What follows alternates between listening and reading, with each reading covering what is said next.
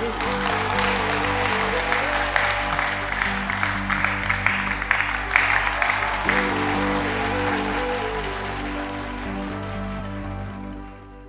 ಮುಖದಲ್ಲಿ ಬಣ್ಣವನ್ನು ನೋಡಿರ್ತೀರಾ, ಆದರೆ ಯಾವತ್ತಾದರೂ ಈ ಥರ ಬೆವರನ್ನು ನೋಡಿದ್ದೀರಾ? ಬೆವರಿನ ಶ್ರಮವನ್ನು ನೋಡಿದ್ದೀರಾ ಮೇಡಮ್? ಇಲ್ಲ ಮ್ಯಾಮ್, ಈ ಥರ ನೋಡಿದ್ದು ಇದೇ ಮೊದಲ ಸತಿ. ಅದು ಫೀಲ್ ಆಗ್ತಾ ಇದೆ ಒಂಥರ. ಯಾವತ್ತೂ ಇಷ್ಟು ಕಷ್ಟಪಟ್ಟಿದ್ದನ್ನ ನಾನು ನೋಡಿದ್ದಿಲ್ಲ.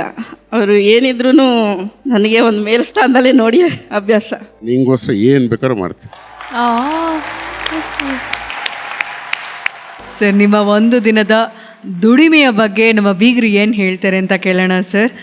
ಲವ್ಲಿ ಸ್ಟಾರ್ ಸರ್, ನಿಮ್ಮ ಮನೆಯಲ್ಲಿ ನಿಮ್ಮದೇ ಕೆಲಸ ಮಾಡ್ಕೊಳ್ಳೋದು ಬೇರೆ ವಿಚಾರ, ಆದರೆ ಇನ್ನೊಬ್ಬರ ಮುಂದೆ ಹೋಗಿ ಅದು ಮಾರ್ಕೆಟಲ್ಲಿ ಮೂಟೆ ಎತ್ತೋದು, ಕೂಲಿ ಕೆಲಸ ಮಾಡೋದು ಇದೆಯಲ್ಲ ಸರ್, ತುಂಬ ಕಷ್ಟ ಸರ್.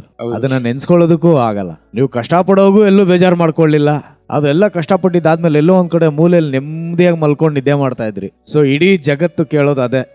ಬೆಳಗ್ಗೆಯಿಂದ ಸಂಜೆವರೆಗೂ ದುಡಿತೀವಿ, ಮಲಗಿದಾವ್ ಯಾವುದೇ ತೊಂದರೆ ಇಲ್ದಿರ ನೆಮ್ಮದಿಯಾಗಿ ನಿದ್ರೆ ಬರಬೇಕು.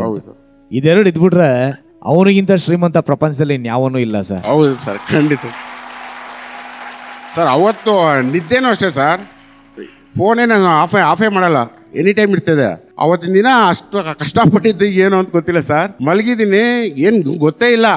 ಬೆಳಿಗ್ಗೆ ನೋಡಿದ್ರೆ 12-13 ಮಿಸ್ ಕಾಲ್ಗಳಿತ್ತು. ಅಂದರೆ ಅಷ್ಟು ತೃಪ್ತಿಯಾಗಿ ನಿದ್ದೆ ಮಾಡಿದೆ ಸರ್ ಅವತ್ತಂತೂ. ತುಂಬ ಖುಷಿ ಆಯಿತು sir. Thank you so much. Thank you. ಮಾಳ್ವಿಕಮ್ಮ.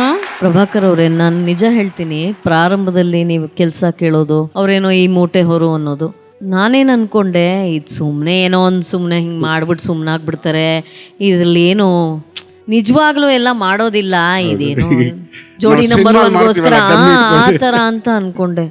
ನೀವು ಹೋಗ್ತಾ ಹೋಗ್ತಾ ನನಗೆ ಬೆರಗಾಗ್ಬಿಟ್ಟೆ. ನಾನು ನಿಜವಾಗ್ಲೂ ಮೂಟೆ ಹೊರ್ತಾ ಇದ್ದೀರಾ, ಮತ್ ಭಾರ ಒಂದೊಂದು ನನ್ಲೆ 10 kg ಕಮ್ಮಿ ಯಾವ್ದು ಇದ್ದಿಲ್ಲ. 50 kg ಈರುಳ್ಳಿ 50 kg ನೀವು ಬಿದ್ದೇ ಹೋಗ್ಬಿಟ್ರಲ್ಲ. ಅಯ್ಯೋ ಬೇಡಪ್ಪ, ನನ್ನ ಕೈಲಿ ಆಗಲ್ಲ ಅಂತ ಸ್ಲಿಪ್ಪೇ ಆಗ್ಬಿಟ್ರಿ.